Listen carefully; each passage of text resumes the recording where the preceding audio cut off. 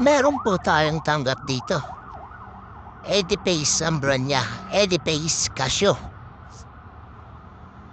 Tignan natin, love.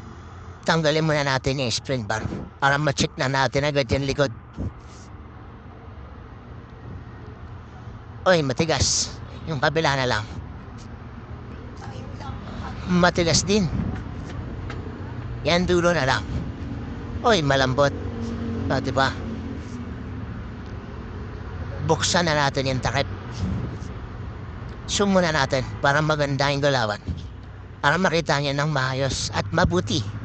Tignan natin kung tunay o hindi. Yan na po. Yan na, boss na. Ano to? Parang ano to Pisong malaki Uy. Hindi pala to original. Gawang China. Pero yung ganda ng labas niya. Mukhang Japan. Dami ng China talaga. Mainit, no? Hindi na nawala sa Pilipinas ng China.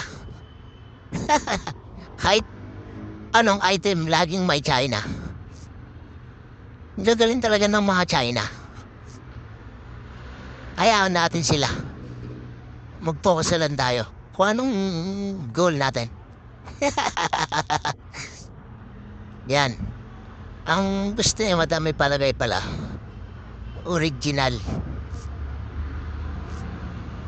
Kunin na natin. Eto na po. Ilalagay na natin.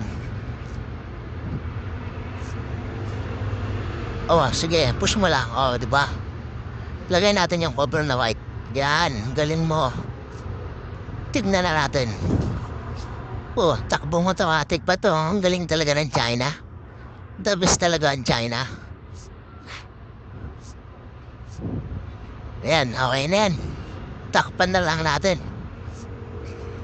Balik natin yung malaking piso. Kaya pala ang pigat na ito, may pampapigat sa loob Sinkhole ang tawag dyan. Sinkhole. Kamot sa ulo. Bakal lang yan, pampapigat. Ayan, okay na. Sige, push mo. Yan. Okay na, diba? Balik natin yung spring bar. Yan. Dua lagpas. Susundutin lang natin yan para bumaon. Tapos lalabas ulit. Yan, parang ganyan na, diba? Ang galing. Set na rin natin yung oras. Yan. Malapit na siya matapos. Salamat po sa panonood. Pa-subscribe. Thank you.